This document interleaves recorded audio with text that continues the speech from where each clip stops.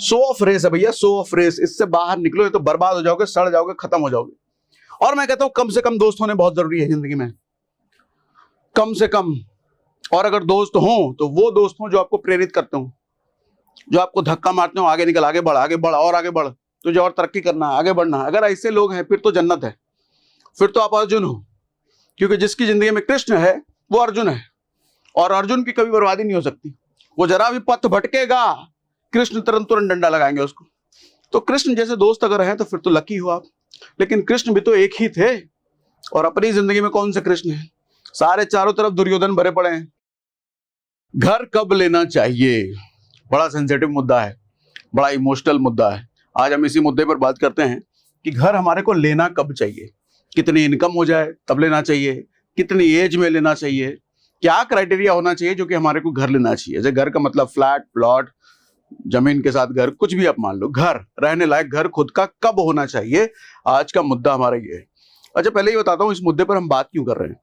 अभी कुछ दिनों पहले की बात है, मेरा एक जूनियर है, तो पिछले साल उसने अपना बिजनेस शुरू किया, और बिजनेस शुरू करते ही बहुत बढ़िया टर्नओवर किया, मतलब करोड़ों से ऊपर का ऐसा टर्नओवर पहले साल ही। तब उसको चुल्ल मची कि अपना घर होना चाहिए। परिवार का प्रेशर भी होता है, और एक सबसे बड़ा रीजन ये है कि अभी नहीं लेंगे तो बाद में और महंगा हो जाएगा, इसलिए अभी ले लेते हैं। तो उसने लोन के लिए अप्लाई करा। महंगा, अच्छा खासा महंगा घर, औकात से ज्यादा। हम औकात से ज्यादा तो लेते हैं ना, जितनी कमाई है उससे ज्यादा घर लेते ही है। उसने भी यही करा, लोन के लिए अप्लाई करा। लोन उसका हो गया रिजेक्ट। तो उसने पूछा कि ऐसा क्यों हुआ, लोन रिजेक्ट क्यों हुआ, कमाई तो इतनी अच्छी खासी तगड़ी कमाई है। तो बैंक वालों का रीजन क्या था कि बिजनेस के लिए कम से कम 2 से 3 साल का आपका इनकम स्टेटमेंट होना चाहिए। अगर आप सैलरीड हैं तो 6 महीना भी चलेगा, साल भी चलेगा।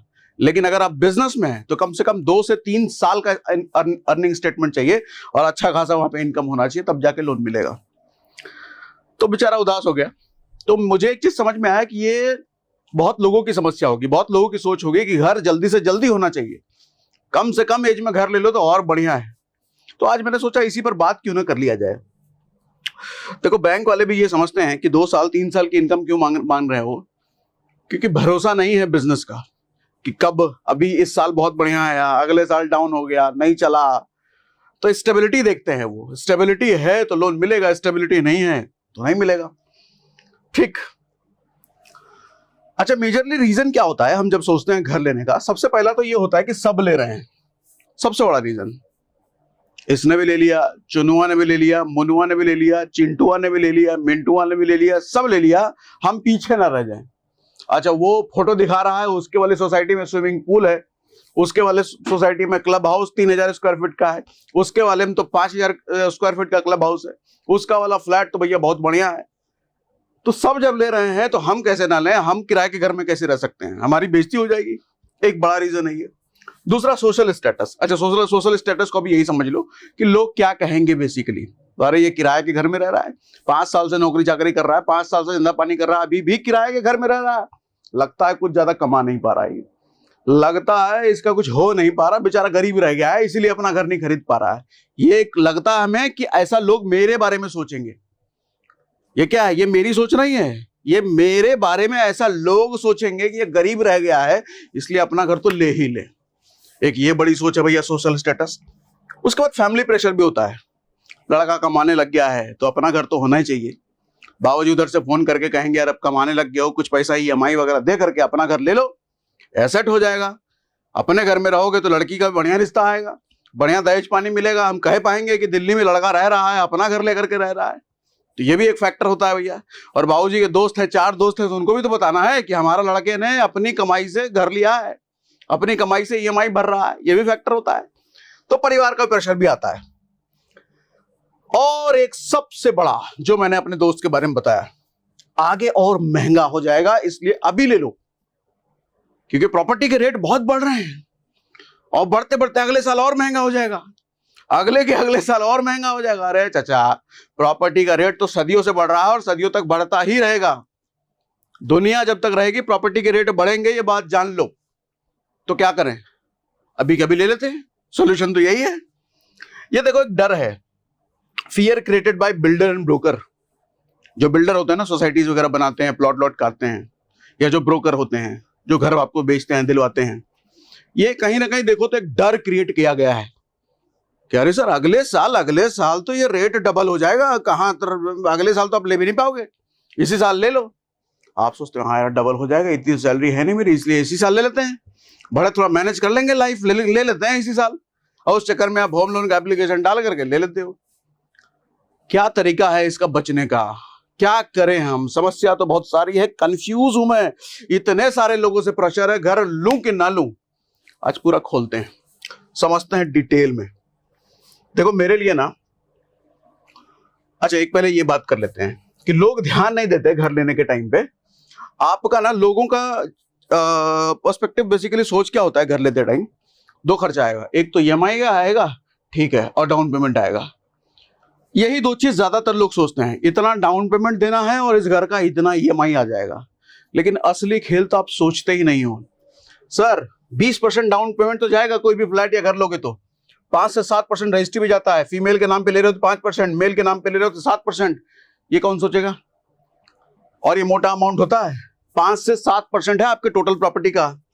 उसके बाद फर्नीचर वर्क, भैया घर ले रहे हो, बिल्डर तो आपको सादा सादी घर बनाकर दे दिया, सोफा भी तो लगाना है, बेड भी तो लगाना है, किचन को थोड़ा मॉड्यूलर भी तो बनाना है, थोड़ा टीवी यूनिट में तो बनाओगे घर में।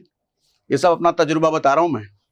2012 में जब मैंने फ्लैट लिया था तो मेरी सैलरी उस वक्त 21-22 हजार रुपए के आसपास थी और मैंने 30 लाख का फ्लैट लिया था। 21-22 हजार की सैलरी में 30 लाख का फ्लैट लिया था मैंने।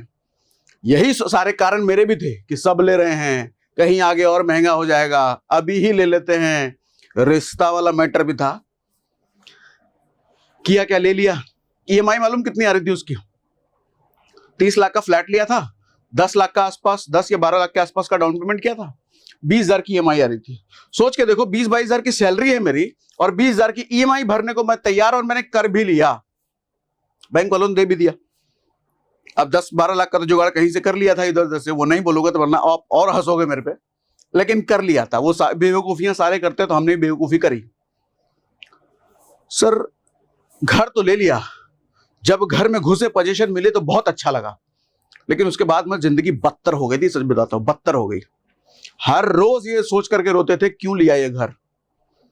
क्राइसिस में हो गई पूरी जिंदगी। पूरी जिंदगी का मतलब जब तक चल रहे थे। अच्छा घर किसी को बता भी नहीं सकते कि हमने अपना घर लिया है। क्यों? वो कहे देखने के लिए आएगा घर, अरे घर ले लिया, हमको जरा दिखाओ। और हम दिखाना नहीं चाहते हम किसी को अपना घर। क्यों?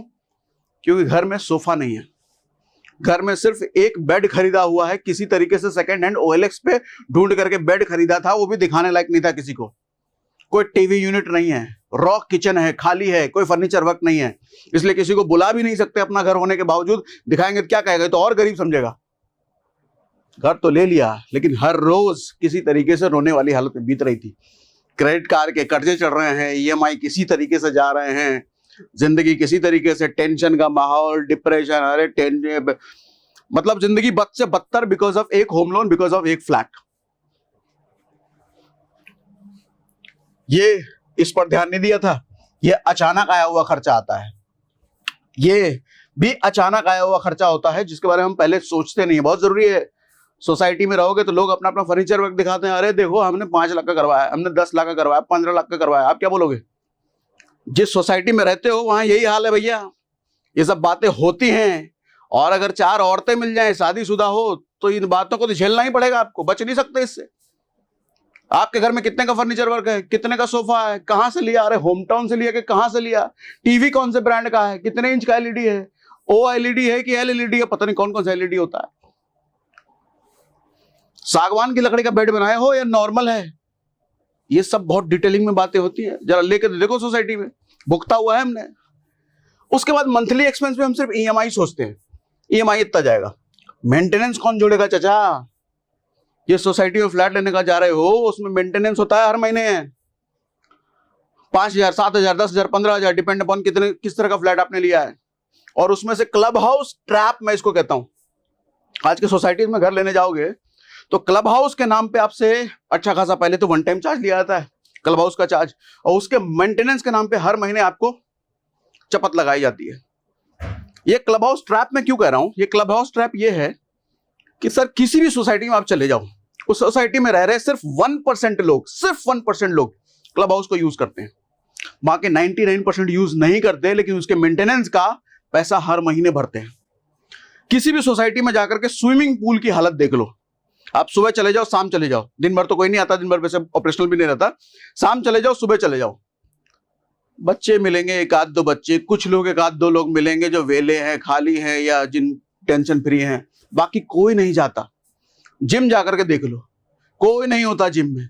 क्लब हाउस की सारी एमिनिटीज में आगे जाके देख लो, आपको 1% लोग मिलेंगे पूरी सोसाइटी के, लेकिन मेंटेनेंस कितने लोग पे कर रहे हैं? सारे के सारे 100%। यानी कि 5,000, 10,000, 8,000 रुपए महीना आप पे कर रहे हो। किस चीज का? जिस चीज को आप कभी यूज ही नहीं कर रहे, उस चीज का पे कर रहे हो। ये सच है, जाकर के देखो सोसाइटी में। अगर नहीं रह रहे हो सोसाइटी में तो यही हाल होता है। किसी भी सोसाइटी क्लब हाउस में जाकर देखो, खाली मिलेगा भैया। सुबह चले जाओ, शाम चले जाओ, खाली, लेकिन हर आदमी उसका पे कर रहा होता है। और शुरुआत में ये बिल्डर के लिए लुभावना एक तरीका होता है बेचने के लिए।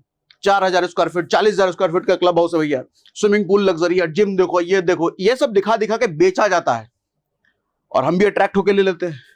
लेकिन महीने भर का होता है ये। महीने भर तो आप रोज जाओगे, जिम पे लोगे, डंबल उठाओगे, स्विमिंग पूल में उलट उलट के नहाओगे, हैं? लेकिन वो महीने भर बाद अपने दिल जिंदगी का इतना टेंशन है, कमाई धमाई मुलझे पड़े, कौन जाएगा क्लब हाउस यार? ठीक है, तो ये बेसिकली चीजें होती है। उसके बाद टॉप मोस्ट प्रायोरिटी मेरे हिसाब से क्या होना चाहिए सर? सुकून।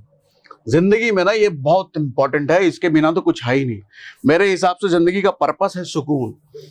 कितना भी पैसा कमा लो, सुकून नहीं तो क्या है? अभी आमिर खान का मैं पॉडकास्ट देख रहा था, वो कहता है 30 साल तक मैंने सिर्फ फिल्मों में काम किया, फैमिली को टाइम ही नहीं दिया और मैं डिप्रेशन में हूं। आमिर खान की जब फिल्म रिलीज होती है ना, तो रात भर भाई साहब सोते ही नहीं और लगता रहता है साथ में कोई चाहिए। इस हालत का मेंटल प्रेशर होता है। फिल्म रिलीज हो रही है तो फैमिली को टाइम ही नहीं दे पाए 30 साल तक। क्या है इसी लाइफ का, ऐसे स्टारडम का, ऐसे फेम का क्या करोगे? जिंदगी में हैप्पीनेस नाम का एच नहीं है, हैप्पीनेस का एच नहीं है चाचा, इतने बड़े बड़े स्टार्स की लाइफ में क्या करोगे फिर? ये होना बहुत जरूरी है सर। एक्टिव इनकम बंद भी हो जाए तो सर्वाइवल चलता रहे, सबसे पहला जुगाड़ ये कर लो। आपका एक्टिव इनकम जिधर से भी कमा रहे हो, धंधे पानी से, नौकरी चाकरी से, सर्वाइवल आपका चलता रहे, ये बनाओ। और उसके लिए मैं कहता हूं आपकी लाइफ में एक इमरजेंसी फंड होना बहुत जरूरी है। देखो लोग कहते हैं और मैं भी कहता हूं म्यूचुअल फंड में इन्वेस्ट क्या करो, लेकिन उससे पहले ये भी कहता हूं हर जगह कि इमरजेंसी फंड सबसे पहले तैयार करो। दूसरी चीज होती है, आप जब ना रहो तो आपकी फैमिली का सर्वाइवल चलता रहे, यानी कि मैं कहता हूं टर्म इंश्योरेंस। कल को जिंदगी ना रहे तो फैमिली पर आफत ना आए, इसलिए टर्म इंश्योरेंस लेकर के रखो, टर्म इंश्योरेंस भरपाई कर देगा। उसके बाद मैं कहता हूं जब बॉडी काम करने लायक ना रहे और तब भी फैमिली का सर्वाइवल चलता रहे, यानी कि हेल्थ इंश्योरेंस। क्योंकि जिंदगी का कोई भरोसा नहीं है भैया, एक्सीडेंट हो गया, बीमारी हो गया, कुछ भी हो गया, हॉस्पिटल जाना पड़ा, लाखों का खर्चा आ गया, ये बचा लेगा। ठीक है। और उसके बाद सबसे ज्यादा इंपॉर्टेंट जो मैंने अपनी लाइफ में किया भी है, invest on yourself very high, very high. Mutual fund invest करना है, बिल्कुल करो। इमरजेंसी फंड बनाना है, बिल्कुल करो। स्टॉक मार्केट करना है, बिल्कुल करो। प्रॉपर्टी इन्वेस्ट करना है, बिल्कुल करो। जिधर करना है, बिल्कुल करो। लेकिन इस सब से कहीं ज्यादा खुद पे इन्वेस्ट करो, क्योंकि स्टॉक मार्केट आपको 15-20% रिटर्न दे सकता है, प्रॉपर्टी भी आपको 12-15% रिटर्न दे सकता है, लेकिन ये आपको 1000% रिटर्न देगा या 1,00,000% देगा, 1,00,00,000% देगा, कुछ नहीं पता। इतना इन्वेस्टमेंट दुनिया में कहीं कोई नहीं दे सकता जितना पे खुद पे किया हुआ इन्वेस्टमेंट दे सकता है। इसीलिए मैं कहता हूं प्रॉपर्टी महंगी होने के बाद भी आपके लिए वो सस्ती हो जाए। आज हो सकता है कोई प्रॉपर्टी आपको 1 करोड़ की बहुत महंगी लग रही है, क्योंकि इनकम ही 50,000 है या 30,000 है, 25,000 है। इतनी मेहनत करो ना काम में, इतनी मेहनत करो कि कल को 1 करोड़ की प्रॉपर्टी सस्ती लग जाए। अरे कैश में पैसा ऐसे फेंक करके 1 करोड़ की प्रॉपर्टी आ जाए, वो तभी हो सकता है। वो स्टॉक मार्केट में इन्वेस्टमेंट से नहीं होगा, वो म्यूचुअल फंड में इन्वेस्टमेंट से कभी नहीं होगा, प्रॉपर्टी इन्वेस्टमेंट से कभी नहीं होगा। वो खुद पर इन्वेस्ट करने से ही हो सकता है। दुनिया में और कोई नहीं रास्ता है। जितने मिलेनियर देखो, उन्होंने खुद पे बहुत भयंकर इन्वेस्टमेंट किया, इसलिए वो इस हालत पे पहुंच पाए। अब थोड़ा एग्जांपल समझ लेते हैं भैया। मैंने जो बात करी कि अगर मान लो 50 लाख का घर खरीदते हो तो उस केस में 20% डाउन पेमेंट, यानी कि 10 लाख तो आपका गया डाउन पेमेंट में। ये मत कहना उसके लिए लोन ले लेंगे, वो तो भयंकर बेवकूफी होगी, भयंकर। मैं ले चुका हूं, इसलिए कह रहा हूं, ये सारी गड़बड़ियां मैं कर चुका हूं। 5% रजिस्ट्री का मतलब 2.5 लाख रुपए रजिस्ट्री में गया। इंटीरियर का काम 5 लाख रुपए तो मिनिमम। आज के समय में अगर दिल्ली बंबई जैसी बड़ी शहरों में आप रहते हो, 5 लाख में तो बहुत बेसिक इंटीरियर होगा, बेसिक, जिसमें आप अपने पड़ोसी को बस मुंह दिखा पाओ, कुछ गरीब पड़ोसियों को अपने घर बुला पाओ। आपकी सोसाइटी में अगर कोई बढ़िया स्टेटस वाला पड़ोसी रह रहा है, उसको तो घर बुला ही नहीं सकते 5 लाख के इंटीरियर में। उसके लिए कम से कम 10, 12, 15 लाख का इंटीरियर कराना पड़ेगा कोई ढंग के पड़ोसी को घर बनाने के लिए। ये सब चलता है ना। मुंह कैसे दिखाओगे कि आप भी उसी सोसाइटी में रहते हो? देखो, फ्लैट आपका औकात नहीं बताता। फ्लैट तो आपके बाहर रह रहे दोस्तों, रिश्तेदारों और जान पहचान वाले लोग हैं, वहां पे आपका एक औकात सेट किया कि भाई इस आदमी के पास अपना घर है। लेकिन उस सोसाइटी में रहने के बाद उस सोसाइटी वालों से इज्जत पाने का फॉर्मूला है आपके फ्लैट का इंटीरियर। वो कितना महंगा है, वो कितना लग्जरी है। इंटीरियर लग्जरी नहीं है तो आपका पड़ोसी इज्जत नहीं देगा। ये सब पैरामीटर है सोसाइटी के, ये रियलिटी बता रहा हूं। तो इंटीरियर में ज्यादा से ज्यादा खर्चा का मतलब ज्यादा से ज्यादा इज्जत। कम इज्जत चाहिए तो कम इंटीरियर कराओ, और गालियां खाना है सोसाइटी वालों से तो खाली रखो फ्लैट। ठीक है, ये रियलिटी। हालांकि ये सब चीजें फेवर नहीं करता मैं, आज के टाइम में तो बिल्कुल नहीं। आज के टाइम में तो सोच ही अलग है, आपको मैं सेशंस में सिखाता भी रहता हूं। लेकिन ये रियलिटी है, सोसाइटी ऐसे ही चल रही है, ऐसे ही सोच है लोगों की। अच्छा, यहां पर ईएमआई जाएगा आपका 40,000 रुपए, अगर 40 लाख का आपने लोन लिया है तो, क्योंकि 10 लाख तो आप डाउन पेमेंट करोगे ना। मोटा मोटी ये कैलकुलेशन है कि 50 लाख अगर आप लोन लेते हो तो 50,000 ईएमआई, 20 लाख का लोन लेते हो तो 20,000 ईएमआई, मोटा मोटी 8.5-9% के आसपास का आपको होम लोन मिलता है। 5,000 का मेंटेनेंस जाएगा अराउंड 5,000, 6,000, 4,000, बेस्ड ऑन किस तरह की आप सोसाइटी आपने लिया है। 10-10 हजार के मेंटेनेंस भी जाते हैं 2 BHK में। अगर सोसाइटी थोड़ा ज्यादा हाई फाई, थोड़ा बड़ा स्विमिंग पूल, बड़ा जिम वाला ले लिया है, ज्यादा जल्दी बॉडी बन जाए, ऐसा ऐसा जिम आ रहा है आजकल, तो उस सब में जाओगे तो लुटोगे। ठीक है, अगला आप कहते हो कि 1 करोड़ का घर चाहिए हमको, हम 50 लाख वाले नहीं है, गरीब समझ रखा हमको, अब अमीर है, 1 करोड़ का घर के हिसाब से बताओ। ठीक है, तो उसमें 20% के हिसाब से मतलब 20 लाख गया आपका डाउन पेमेंट। अगेन कह रहा हूं, 20 लाख के लिए लोन लेने का मत सोचना है, तो बुरा फंसोगे, डबल फंसोगे। क्यों, भी रीजन बताऊंगा आगे। 5% रजिस्ट्री मान लो, वाइफ के नाम पे करा रहे हो, मम्मी के नाम पे करा रहे हो, 5 लाख रुपए जाएगा। इंटीरियर अगर 1 करोड़ का बना रहे हो तो बेसिक इंटीरियर 10 लाख का तो कराओगे ही। बेसिक मतलब गरीब वाला इंटीरियर, आपके आसपास के गरीब पड़ोसी आपको इज्जत दे दें तो 10 लाख का। थोड़ी ज्यादा इज्जत चाहिए तो 12 करा लेना, और ज्यादा इज्जत चाहिए तो 15 करा लेना। तो जितनी ज्यादा इज्जत उतना बड़ा इंटीरियर कराओ, इज्जत मिलता चला जाएगा। और उस इज्जत का फिर क्या करोगे आप, कहां डालोगे पता नहीं। ठीक है तो अच्छा, इस केस में ईएमआई जाएगी भैया 80,000 रुपए, अगर आपने 80 लाख का लोन लिया है तो। मेंटेनेंस तकरीबन 10,000 के आसपास का मान लो, क्योंकि 1 करोड़ का अगर घर है तो। ठीक, अब आओ आगे। अब सवाल उठता है कब खरीदें। बहुत भाषणबाजी दे दिए, बहुत ज्ञान दे दिए, अब बताओ खरीदें कब, ना खरीदें? नहीं खरीदो भैया, ऐसे कैसे, बिल्कुल खरीदो। सर तब खरीदना जब आपका वन टाइम इन्वेस्टमेंट का जो पैसा है, जैसे डाउन पेमेंट हो गया, रजिस्ट्री हो गया, फर्नीचर का काम हो गया, ये सब आपके हाथ में रेडी हो, किसी से उधार मांगने की जरूरत ना पड़े। तो बैंक में हो, हाथ में हो, कहीं भी रखा हो आपने, आपके पास होना चाहिए, हैंडी होना चाहिए। कहने का मतलब इसके लिए लोन नहीं मेंशन कर दिया, नहीं इसके लिए लोन लेने का मत सोचना, बुरे फंसोगे बिल्कुल, दोबारा जाकर के फंसोगे अगर ये लेने का सोच रहे हो तो। ठीक, उसके बाद ईएमआई प्लस मेंटेनेंस जो कि हर महीने जाने वाला है, वो आपकी इनकम का 50% से ज्यादा नहीं होना चाहिए। यानी कि अगर ये और ये दोनों मिलाकर के 45,000 रुपए जा रहा है तो आपकी इनकम कम से कम 90,000 तो होनी ही चाहिए। ये और ये मिला के 50,000 जा रहा है तो 1 लाख तो सैलरी होनी ही चाहिए। ये मिलाकर के 20,000 रुपए जा रहा है तो 40,000 के पहले तो सोचना भी मत लेने का। ठीक है, ये सोचकर तो बिल्कुल नहीं लेना चाहिए, ये सोच मेरी भी थी, ये सोचकर बिल्कुल नहीं लेना कि फ्यूचर में तो इनकम बढ़ ही जाएगी। फिर कहता हूं देखो, लाइफ बड़ी अनसर्टेन है, बहुत अनसर्टेन है, कुछ किसी का नहीं पता। शुरुआत में मैंने अपना जूनियर वाला एग्जांपल दिया ना, 1 साल का बिजनेस और इतना मोटा टर्नओवर करने के बावजूद भी उसका होम लोन रिजेक्ट हो गया, क्योंकि बैंक मानती है कि तुमने 1 ही साल अभी बिताया है बेटा, अभी जरा 2-3 साल खेल के तो दिखाओ, अगर कर लोगे तो दे देंगे लोन। बैंक भी नहीं मान रही। तो हम अपनी लाइफ के बारे में इतना श्योर कैसे हो सकते हैं?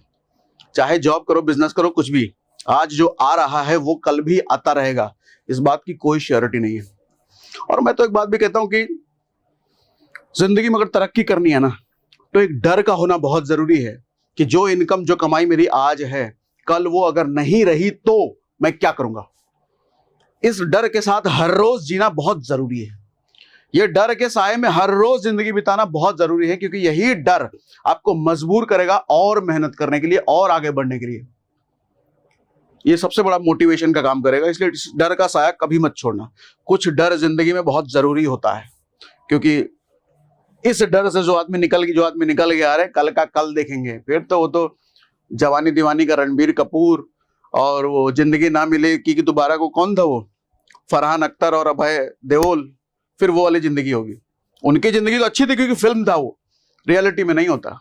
रियलिटी में ऐसे लोग 40 के बाद डिप्रेशन में मिलते हैं, अपने बीवी बच्चों से लड़ाई करते हुए मिलते हैं, बुढ़ापे में इनको बाल बच्चे पूछते नहीं है, क्योंकि इनका बर्ताव खराब हो चुका होता है।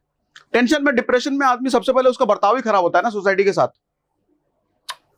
बहुत ये सब बातें कोई बताता नहीं है, कोई नहीं बताता, मैं ही बता रहा हूं। लाइफ ऐसे चलती है क्योंकि झेला है भैया, खुद का तजुर्बा है। EMI पे चाहिए तो मैंने बता ही दिया ना सारा कुछ, कब खरीदना चाहिए तो अब ये खरीदना चाहिए। उसके बाद कंक्लूजन, ये बड़ा ध्यान से समझिएगा, बहुत ध्यान से। Sir, get out of from show off race. Society में ना एक रेस चल रहा है, आप फील करोगे। इसने आईफोन ले लिया, उसने आईफोन का लेटेस्ट वर्जन ले लिया, इसने मारुति वैगनार ले लिया तो उसने स्विफ्ट ले लिया, इसने होंडा सिटी ले लिया तो उसने वर्ना ले लिया, उसने मर्सिडीज ले लिया तो इसने BMW ले लिया, उसने रेंज रोवर ले लिया। सब एक दूसरे को ताक रहे हैं और मैं इन सबसे एक कदम आगे कैसे निकलूं, ये रेस चल रहा है। इसको मैं कहता हूं शो ऑफ रेस। इस रेस में जब तक आप हो, आप कभी सुकून नहीं पा सकते, क्योंकि कोई ना कोई आपके नियर डियर में हो जाएगा, दिख जाएगा आपको, जो आपसे आगे होगा। कोई ना कोई आपके आसपास ऐसा होगा जिसकी गाड़ी आपसे महंगी होगी, जिसका फोन आपसे महंगा होगा, जिसके जूते आपसे महंगे होंगे, जिसके घर में आपके इंटीरियर से ज्यादा महंगा इंटीरियर होगा। उसको देख के आप दुखी रहोगे, टेंशन रहोगे। ये सिलसिला चलता ही रहेगा। किसी का आप 5 लाख का इंटीरियर देख के खुद के यहां 7 लाख का करा लो तो आपको दिख जाएगा, अरे कोई 10 लाख का करा के बैठा है। अब आप 12 का सोचोगे, फिर 12 का कराए, फिर पता चलेगा वो 15 का करा के बैठा है। अब 17 कराओ, 17 कराए, फिर को देखोगे 20 का करा के बैठा है। इससे निकल ही नहीं सकते, जिंदगी भर नहीं निकल सकते। इससे निकलने का एक ही रास्ता है, इस शो ऑफ रेस से बचने का एक ही रास्ता है, इसमें घुसो ही मत। अपनी जिंदगी मस्त। मेरा फॉर्मूला, भाड़ में जाओ। कौन क्या सोच रहा है मुझे मतलब ही नहीं है। तो मेरे को गरीब सोच रहा है, भाड़ में जा, सोचता रहे। अमीर सोच रहा है, बहुत बढ़िया। मैं बुरा आदमी हूं, भाड़ में जाओ। मैं अच्छा आदमी हूं, ठीक है, मुझे फर्क ही नहीं पड़ता। संतों की तरह जिंदगी जियो। मैंने यहां पे लिखा संतों की तरह जिंदगी जियो। संतों को फर्क नहीं पड़ता, वो बैठे हैं हिमालय में। कौन आकर के गाली दे रहा है, कौन आके पागल बोल रहा है, कौन आके कुछ बोल के जा रहा है, उसको कोई फर्क ही नहीं पड़ता। वो अपनी जिंदगी में मस्त है, वो खुश है, वो सुकून में है। Majority doesn't mean they are right. हमें लगता है ये भी घर खरीद रहा है, वो भी घर खरीद रहा है, वो भी खरीद रहा है, मतलब सही तो यही है कि सब लोग घर खरीद रहे हैं तो मुझे भी खरीद ही लेना चाहिए। अरे भैया, कौरवों के साइड भी बहुत बड़ी सेना थी, पांडवों से कई गुना ज्यादा बड़ी सेना थी कौरवों के पास। तो क्या कौरव सही थे? चलो इससे रिलेट नहीं करोगे, एक रियल बात बताता हूं। दुनिया में 5% अमीर लोग, 95% लोग मिडिल क्लास। सर 95% कितनी बड़ी मेजोरिटी है, क्या वो सही हैं? अगर वो सही होते तो 5% में नहीं आते। वो शो ऑफ रेस में फंसे हैं। कोई भी 5% वाला आपको शो ऑफ रेस में नहीं मिलेगा, वो वेल्थ क्रिएट करने में लगा है। और वेल्थ की डेफिनेशन मालूम क्या होती है? जो दिखता नहीं है, जो दिखता नहीं है। किसके पास कितने 100 करोड़ की प्रॉपर्टी पड़ी आपको थोड़ी दिख रहा है। वो प्रॉपर्टी कंधे पे लेके थोड़ी घूम रहा है, देखो भाई प्लॉट देखो मेरा। वेल्थ लेके वो वेल्थ क्रिएट करने में लगे हैं। और जब तक आप, वो रेस बढ़िया है। अच्छा, वो ऐसा रेस है कि आपको तनाव नहीं देगा, टेंशन नहीं देगा। क्यों? क्योंकि किसी का वेल्थ दिख ही नहीं रहा, पता ही नहीं चल रहा कौन कितने 100 करोड़ का आसामी है। वहां पर आप सुकून के साथ दौड़ोगे, कंपैरिजन नहीं है वहां पे। देखो मैंने यहां पे लिखा है कि दूसरों से कंपैरिजन ये सबसे बड़ा डिप्रेशन का कारण है। सबसे बड़ा, कोई भी आदमी जो डिप्रेशन में है, कोई भी का मतलब कोई भी, सर कारण आपको एक ही मिलेगा, देख लेना। चाहे आप किसी फिल्म स्टार को पकड़ो, पॉलिटिशियन को पकड़ो, बिजनेसमैन को पकड़ो, आम आदमी को पकड़ो, किसी को भी पकड़ो, एक ही रीजन होता है डिप्रेशन का, एक और एक, दुनिया में कोई दूसरा रीजन हो ही नहीं सकता। दावे के साथ कहता हूं, रूट कॉज में चले जाना, आप ठोक बजा के कहता हूं, डिप्रेशन का सिर्फ और सिर्फ एक कारण होता है, सिर्फ और सिर्फ एक ही कारण होता है, दूसरों से तुलना। दूसरों से तुलना, चाहे पैसे में, चाहे तरक्की में, चाहे रिलेशनशिप में, किसी भी चीज में जब हम दूसरों को देखते हैं और उसकी जिंदगी हमारे दिमाग में घर कर जाती है, वहां से डिप्रेशन शुरू होता है। अरे मैं तरक्की नहीं कर पा रहा अपने करियर में, वहां तक तो ठीक है, लेकिन दूसरा तरक्की कर पा रहा है, मैं उसको देख पा रहा हूं, वो बनेगा डिप्रेशन। कोई पूमा के जूते पहन रहा है, एडिडास के जूते पहन रहा है, हम तो 500 वाला पहन रहे हैं, वो बनेगा डिप्रेशन। जो आदमी अपनी जिंदगी में मस्त है, वो सिर्फ तरक्की करता है, वो सिर्फ सुकून में रहता है, वो आगे बढ़ता है, उसको डिप्रेशन कभी हो ही नहीं सकता। शो ऑफ रेस है भैया, शो ऑफ रेस, इससे बाहर निकलो, ये तो बर्बाद हो जाओगे, सड़ जाओगे, खत्म हो जाओगे। और मैं कहता हूं कम से कम दोस्त होने बहुत जरूरी है जिंदगी में, कम से कम। और अगर दोस्त हो तो वो दोस्त हो जो आपको प्रेरित करते हो, जो आपको धक्का मारते हो, आगे निकल, आगे बढ़, आगे बढ़ और आगे बढ़, तुझे और तरक्की करना, आगे बढ़ना। अगर ऐसे लोग हैं फिर तो जन्नत है, फिर तो आप अर्जुन हो, क्योंकि जिसकी जिंदगी में कृष्ण है वो अर्जुन है, और अर्जुन की कभी बर्बादी नहीं हो सकती। वो जरा भी पथ भटकेगा, कृष्ण तुरंत डंडा लगाएंगे उसको। तो कृष्ण जैसे दोस्त अगर हैं तो फिर तो लकी हो आप। लेकिन कृष्ण भी तो एक ही थे, और अपनी जिंदगी में कौन से कृष्ण हैं? सारे चारों तरफ दुर्योधन भरे पड़े हैं। कोई कह रहा है चल भाई सिनेमा देखते हैं, कोई कहता है कॉलेज में नई वाली आई है, तूने बात किया कि नहीं, बात करके दिखा, शर्त लग रहा है, कौन पहले सेट करके दिखा सकता है? मैं 3 दिन में सेट करूंगा तो मैं 4 दिन में सेट करूंगा। ये सब कौन है? ये सब दुर्योधन है, खराब करेंगे जिंदगी। आईपीएल चल रहा है, अभी तो पढ़ाई नहीं हो सकता, क्यों? क्योंकि आईपीएल चल रहा है, साल में एक बार आता है आईपीएल। दारू नहीं पीता तो जिंदगी में ऐश कैसे कर रहा है तू, मजे कैसे ले रहा है? जो आदमी दारू नहीं पीता वो जिंदगी में खुश कैसे रह सकता है? एंटरटेनमेंट का सोर्स क्या भैया, दारू नहीं पी रहे तो? ऐसी ऐसी बातें करने वाले लोग हैं, दुर्योधन है लोग। सिगरेट नहीं पीते हो तो भैया स्टाइल कहां से आएगा? अक्षय कुमार पीता है फिल्म में, अजय देवगन पीता है, ये पी रहा है, वो पी रहा है। एक कस तो लगा के देखो, मजा आ जाएगा। सब कौन है? दुर्योधन है, चारों ही तरफ दुर्योधन बड़े पड़े हैं, दुर्योधन ही दुर्योधन है। ऐसे में बड़ा मुश्किल है अपनी धुन में रहना, लेकिन वही कला जिसने सीख ली वो तो अर्जुन बनेगा ना। ठीक है, मैं कहता हूं टिल द एज ऑफ 40, 40 की एज तक ना सिर्फ अपने पैसा बढ़ाने का, इनकम का जुगाड़ लगाओ। 40 की एज तक आपको, 40 तो बुढ़ापा, अरे मैं 40 का होने वाला हूँ, 2 साल में हो जाऊंगा 40 का, बुढ़ा लग रहा हूं मैं, मजे ले रहा हूं जिंदगी के, नई नई चीजें प्लान कर रहा हूँ, बॉडी वॉडी बनाने का भी सोच रहा हूँ मैं, डम्बल वम्बल बनाऊंगा थोड़ा, मैं भी फिर टाइट वाइट टी शर्ट पहनूंगा, मजे लेने का सोच रहा हूँ। जिंदगी जीना है, बहुत काम कर लिए, बहुत मेहनत कर लिए। अरे बुढ़ापा नहीं आता 40 में। देखो दिक्कत क्या होती है ना, हम ये सोचते हैं 20-25 की एज में अभी तो मजे लेने की एज है, अभी तो एंजॉय करने का एज है, अभी एंजॉय करो, काम तो 30 के बाद करेंगे, 35 के बाद करोगे। साथ सच्चाई बताऊं, 30, 35, 40 के बाद काम करने लायक नहीं बचोगे। आप देखते हो ना सड़कों पे सब्जी बेचने वाले 60 साल 65 साल के बूढ़े बुजुर्ग मिलते हैं, 70 साल के लोग रिक्शा चलाते हुए मिलते हैं। दया आता है ना उनको देख करके। फोटो हम शेयर करते हैं, अरे देखो इतने बूढ़े माँ बाप को रोड पे सब्जी बेचना पड़ रहा है, दिवाली के दिए बेच रहे हैं ये लोग, इन पर दया करो, इनसे नेगोशिएशन ना करो। जरा उनके पास्ट में जाकर के देखो, सर जवानी उन्होंने मेहनत करने में नहीं बिताई, इसलिए बुढ़ापे में करना पड़ रहा है। और इससे ज्यादा कष्टदायक कुछ नहीं होता कि जब आपका शरीर अलाउ नहीं कर रहा मेहनत करने के लिए, फिर भी मेहनत करना पड़े, इससे ज्यादा दुखदायी कुछ नहीं है। हम सही समय में गलत काम करते हैं, दुविधा सबसे बड़ी ये है। जवानी काम करने के लिए होती है, जवानी मेहनत करने के लिए होती है, क्योंकि जवानी में एनर्जी है, शारीरिक भी और मानसिक भी, वो मेहनत करने के लिए होती है। जिस जगह ये एनर्जी लगाओगे, जिस जगह ताकत लगाओगे, वो फल फूल जाएगा। लड़की के पीछे लगाओगे वहीं लग जाओगे, आईफोन और पूमा एडिडास में लगाओगे तो वहीं लग जाओगे, फिर बुढ़ापा खराब होगा। बुढ़ापे में काम करने लायक बचोगे नहीं।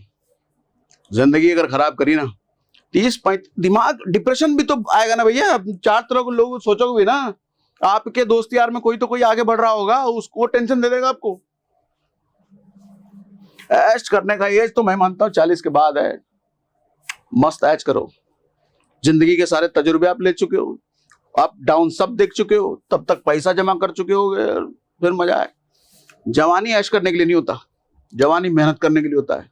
और जिस आदमी ने जवानी में ऐश किया वो जिंदगी भर मेहनत करके पछताएगा, वो बुढ़ापे तक मेहनत करेगा। और ऐसे आदमी फिर लास्ट में कहते हैं हमारे बाल बच्चे हमारे सपोर्ट नहीं कर रहे हैं, हमारे बाल बच्चे नालायक निकल गए।